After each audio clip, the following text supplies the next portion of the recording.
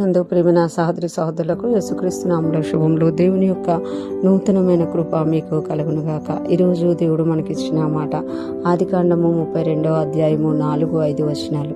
మీరు నా ప్రభు అయిన యాషావుతో ఇంతవరకు నేను లాబాను వద్ద నివసించి ఇంటిని, నాకు పశువులు, గాడిదలు, మందలు, దాసదాసీ జనమును కలరు. నీ కటాక్షము నా యందు కలుగునట్లుగా నా ప్రభువునికి ఇది తెలియజేయనంపితినని నీ సేవకుడైన యాకోబు అని నీ చెప్పుడని వారికి ఆజ్ఞాపించాను.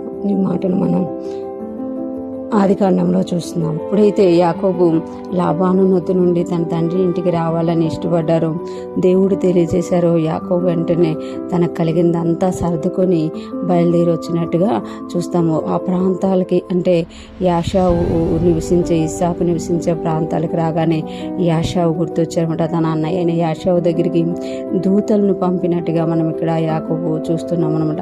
దూతలకి ఏమి ఆజ్ఞాపించారు అనేది ఇక్కడ మనకి రాయబడింది. మనం చూడండి, ఎవరైనా దూర దేశాలు వెళ్ళిపోయినప్పుడు వాళ్ళు వస్తున్నప్పుడు మనకి ఫోన్ చేయడం కానీ లేదా మెసేజ్ పెట్టడం కానీ చేస్తారు. ఎందుకు అనంటే మేము వస్తున్నామని తెలియచేయడం కాకుండా వారుకున్న ప్రాంతాలని శుద్ధి చేయడానికి, వారు నివసించాలనుకున్న స్థలాలను కొంచెం చూసి పెట్టడానికి, లేకపోతే ఇక్కడైతే యాకోబు ఒక భయముతో మా అన్న నన్ను ఏమైనా చేస్తాడేమో అన్న భయముతో కూడా వర్తమానం పంపిస్తున్నట్టుగా మనం ఇక్కడ చూడగలంటాం. ఇక్కడ మనం చూసుకుంటే యాకోబు చెప్తున్నారు కదా, మీరు నా ప్రభు అయిన యాషావుతో ఇంతవరకు నేను లాబాను వద్ద నివసించి ఇంటిని. అంటే ఈ యాషావుకు ఆ విషయం తెలియదా? తెలుసు. కానీ యాకోబు మళ్ళీ ఎందుకు రిఫర్ చేస్తున్నాడు అని అంటే తెలియచేయండి ఇలాగా అనమాట. నేను ఇంతవరకు లాబాను వద్ద ఉన్నాను. ఇంకా ఇక్కడ అంటున్నారు కదా, అన్న అని అనుకున్నా నా ప్రభు అయిన అంటే రెస్పెక్ట్ ఇస్తున్నారనమాట. ఇప్పుడు చూడండి, అందరినీ ప్రభు అయినా అని చెప్పలేమన్నమాట. కానీ ఇక్కడ యాకోబు యాషావుకు రెస్పెక్ట్ ఇస్తున్నట్టుగా నా ప్రభు అయిన యాషావుతో చెప్పండి అని చెప్తున్నారు.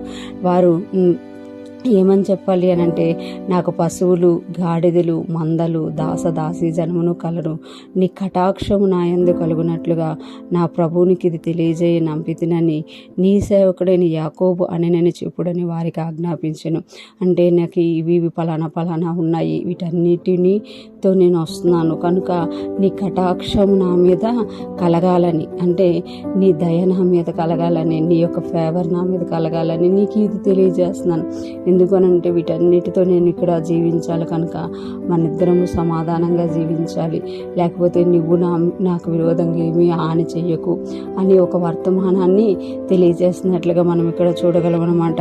ప్రభువుకి తెలియజేయనంపితినని నీ సేవకుడైన యాకోబు అనేను అని చెప్తున్నారు. అంటే ఆ దూతలు వెళ్ళి ఇలా చెప్పాలన్నమాట, నీ సేవకుడైన యాకోబు ప్రభు అయిన యాషావుతో ఏం చెప్తున్నారు అని అంటే, నేను లాబాను వద్ద నుండి ఉన్నాను, ఇప్పుడు వచ్చేస్తున్నాను మన ప్రాంతాలకి.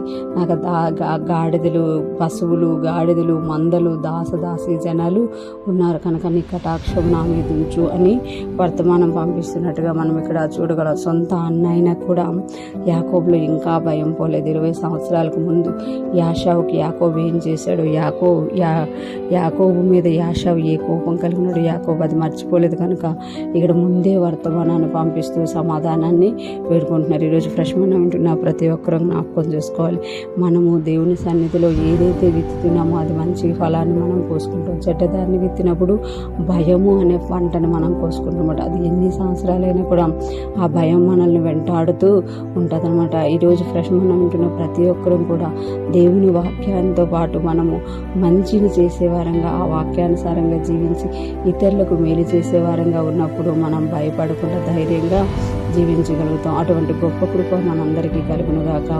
దేవుని కృపలో వర్ధిల్లుతూ అనేక మందికి మేలు చేస్తూ ముందుకు సాగిపోదాం గాక. ఆమేన్.